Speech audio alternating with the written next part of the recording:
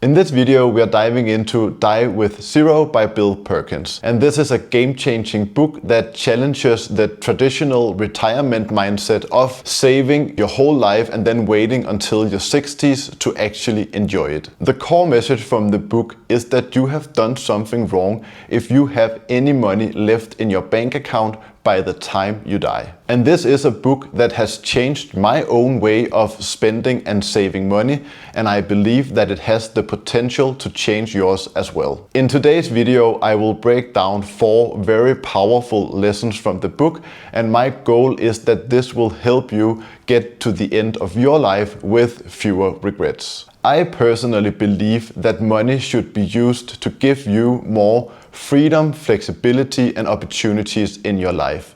And you can get those things if you spend less than you make, you live a simple life, and then you save and invest the difference.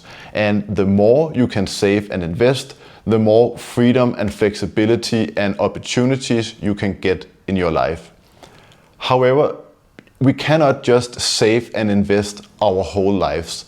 At some point, we also need to start spending our money, and that is where the principles from this book can become very helpful. And that leads us to lesson number 1.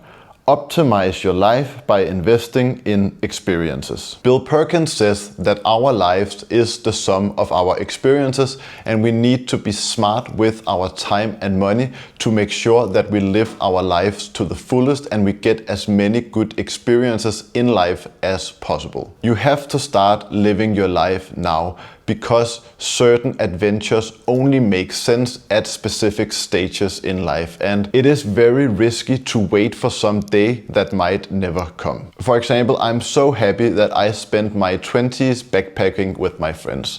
I am now 35 years old, and I no longer have the desire to party in hostels or travel around Asia in the cheapest way possible. Those adventures and experiences don't appeal to me any longer, but I am very grateful that I got to experience them while it was something that was fun and exciting and at a stage in my life where it made sense to get those experiences. Bill Perkins, he talks about life energy as the total amount of hours that you will ever have in this life. You can spend those hours working to earn money, and then you can spend that money on buying material possessions, or you can give yourself more freedom and get more experiences in your life. And spending a lot of time working away all our best years is not an ideal thing to do. Instead, Bill Perkins argues that we should strive to live more simple lives, we should aim to cut out all unnecessary expenses, and we should free up time and money to do the things that actually matter in this life. And that is why I booked a long trip to Thailand again this winter. To me, traveling and having time off work is just more valuable than any material possession I could go out and buy. And now I also understand, with the help from this book, that going on adventures like this, there will never be a better time for that than the time right now. I will never be as young and strong and energetic and healthy as I am today, so that is why it makes sense to prioritize getting those experiences now while you can. Making your life an exciting adventure is especially important in your 20s and 30s. This is the absolute best time to create memories that make you happy and also help shape the person that you become. A good memory will pay you dividends for the rest of your life. A single trip that you took in your 20s can give you more than 60 years of stories to relive and talk about with your friends. And the earlier you start, the longer you can enjoy these memory dividends. It is almost like investing in a stock that pays you out in happiness for the rest of your life without ever losing its value. So the point of this lesson is very simple. Don't wait until you have more money to get the best experiences in life. Invest in them as early as possible and enjoy the dividends for the rest of your life. Lesson number 2 is all about how to die with zero without going broke. In the book, Bill Perkins says that we should all aim to die with $0 left in our bank account. And I know that this can sound a bit ridiculous, but if you just give me a few minutes, I will try to explain what it actually means. Because the whole idea is actually just that we should try and live our life to the fullest, and we should stop hoarding more money that we will never actually get a chance to use. The truth is that most people save way too much money and die with a big fortune in their bank accounts. And studies show that retirees, they spend a lot less money than what they actually expect, and sometimes they even only spend half as much as expected. And that is because as you age, it just becomes harder and harder to spend your money. And it is very typical that people's net worth just continue increasing during their retirement period. And it is just because when you get older, you will naturally start to live more simple and more cheap. It becomes very difficult to spend a lot of money as you get older. And if you leave behind a lot of money when you die, that is a sign that you have wasted your precious life energy. You could have spent those money on amazing experiences with the people you love. You could have worked less hard. You could have retired earlier, and you could just have had more fun while you were alive. So how do you spend your money and avoid going broke before you die? The problem is, of course, that we don't know the exact time we will pass away. And this makes it nearly impossible hitting zero at the exact right time. But you can still try and make a plan and use all the available tools. Take me, for example. I am 35 years old and I live in Denmark. And if I use an online life expectancy calculator and try and figure out for how long I will live, the calculator tells me that I will probably die somewhere between 75 and 85. So when I'm 35 years old now, that gives me maximum 50 more years to live. And then I also have to ask myself how many of those 50 years will be with a strong and healthy and well-functioning energetic body. And of course, I don't know the answer to that question, but my best guess is maybe 30 or 40 years is all I have left to get all the experiences that I want in this life. So that means that I need to start planning now if I want as many unique and positive and unforgettable experiences in my life before it's too late. The goal here is to live consciously. If you take some time out and plan your future, you can actually enjoy your life and live it to the fullest without the fear of running out of money too soon. Lesson number 3. Plan your life with a time bucket list. So Bill Perkins says we need to find a balance between how much money to save on experiences today and how much money to save and set aside for the future. And you have to factor in your 3 most important resources in life when you do this planning. You have to think about your health, your time, and your money. So for example, at 25 years old, you are young and you are strong and you are healthy and you have tons of time, but you probably don't have that much money. But despite the lack of money, this is still the absolute best time to go out and explore the world, travel with your friends and create memories that will last a lifetime. If you don't get certain experiences while you are in your 20s, you can never go back and get them again. It is like a chance you only get once, so it makes sense to spend more money even though you don't really have any money to get experiences early in your life. I'm 35 years old, I am single and I don't have any kids. And before reading this book, I was just trying to save as much money as possible.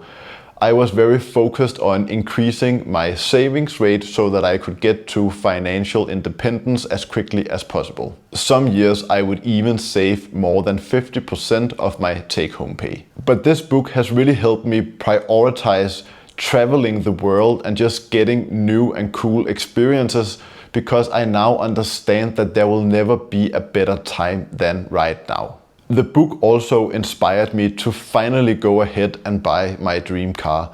And that is because I now understand that there are just certain experiences that I can get with this car now that I won't be able to get in the next stages of my life. Instead of trying to save as much money as possible, I now set aside a fixed amount every month, and then I just spend everything that I have left on as many good experiences as possible.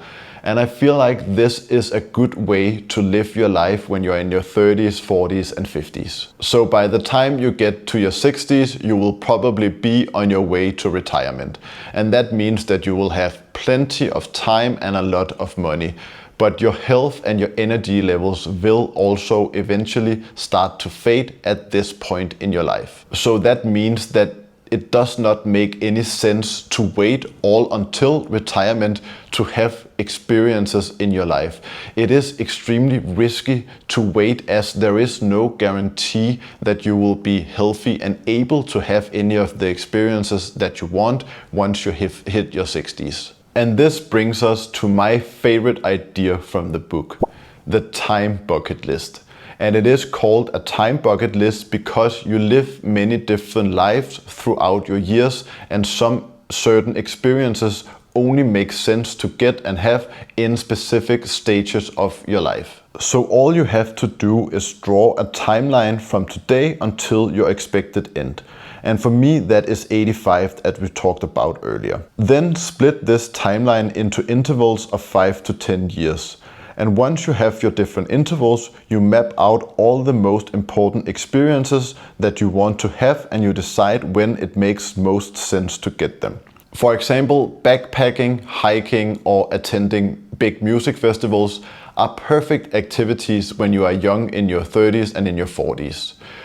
Starting a family or maybe buying your first house is something that you could strive to do in your 30s or 40s. And then activities like gardening or learning a new language, those are perfect for your 50s and 60s and 70s when you have less energy but more money and more time. You can also use your time bucket list to try and understand your financial peak. And your financial peak is the moment you should stop chasing more money and start spending on living your life instead. Most people will hit their financial peak somewhere between 45 and 60. And this is a great age because you might still have energy to go on a big adventure, like travel around the world with your family, or you might also still have the energy to start your own business or finally pursue that passion project that you have dreamed about your whole life. And once you hit your peak, it doesn't make any sense to keep chasing more money. Instead, it makes sense to actually start living your life and spending some of your savings to get the experiences that you really want to have in this life. And if you don't do it in this period and you wait, you might never be able to get them. You can, of course, continue working after you have hit your financial peak, but you just need to spend some of your money getting the experiences that you really want to have in your life. And if you wait, there is a chance that once you get older, you will not be able to have these experiences. So for example, if you are completely stressed out at work, maybe it makes sense to retire early and just quit your job altogether, but you could also use some of this money to figure out how to change your situation. Maybe you could find something that pays you less money, but just improves your life quality and makes you happier and less stressed. And this is the perfect time to do it because there's just no reason to be completely stressed out of your mind and miss the best years of your life to save more money that you will then never get a chance to spend.